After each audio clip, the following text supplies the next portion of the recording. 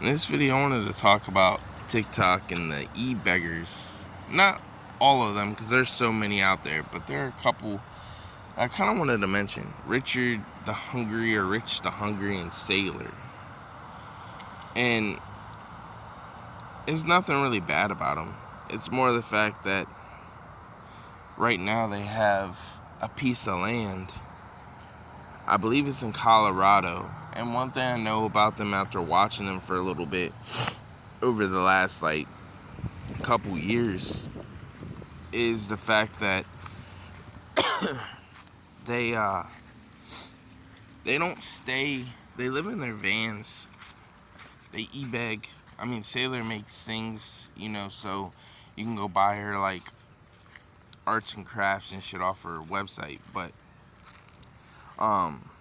if you really look at it, Richard doesn't. He just begs on TikTok. Well, they don't stay in an area that's cold. They always move to an area that's warm in the wintertime. And then they stay in a place where it's, wherever it's summer, they stay. Because then I guess they don't want to deal with the cold and they don't want to deal with the snow. Well, I guess, I don't know who exactly bought it. Can't really tell you. I'm gonna guess Sailor did. But she bought a piece of land not long ago. And Richard lives with her in their van on the piece of land. They have 2 acres. And I was looking at the land and I'm like, dang, this place looks really kind of deserty. It had some little cactuses on it.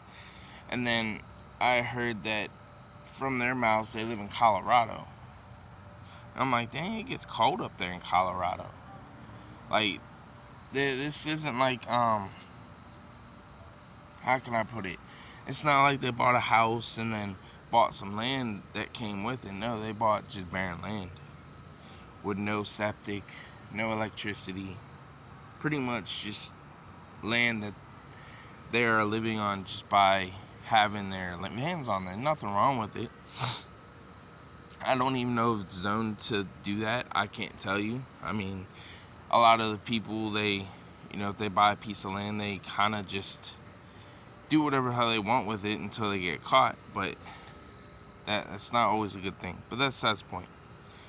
And I know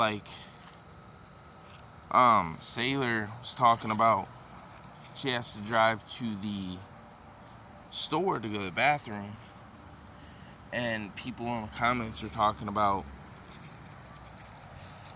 getting a camping toilet. And then she was saying, well, the county tells them that if they want to live there, they have to have receipts of living there and their waste being disposed of somewhere else, like at a campsite, RV dump site, places like a porta potty rental, coming and disposing of the waste and all that.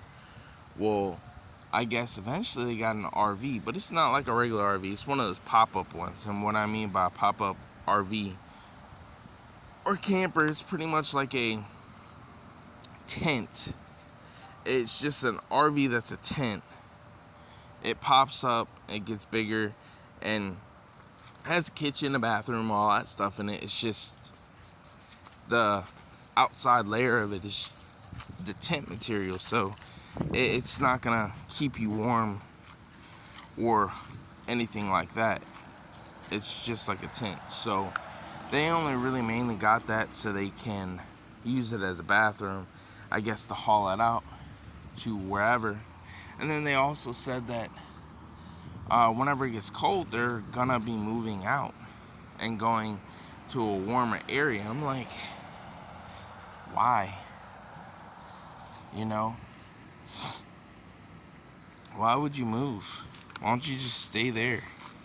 I understand there's nothing there, but you can stay in your vans.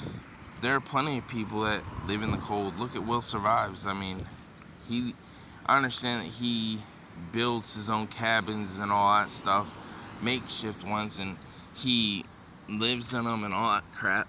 But there are plenty of people other than him that actually live on their land and live there full time, even if it snows or rains or it's hot or cold. I don't know. Me personally, that's why like I look at it like, why didn't they just buy land in a warmer state that's warm year round? Florida, Texas, not all of Texas, but certain parts of Texas, Arizona, certain places like that, you know. I don't know. Just my little thoughts. I hope the best for them. I really do. I may not agree with e-bagging, but it is what it is. Just because I don't doesn't mean jack. You know what I mean?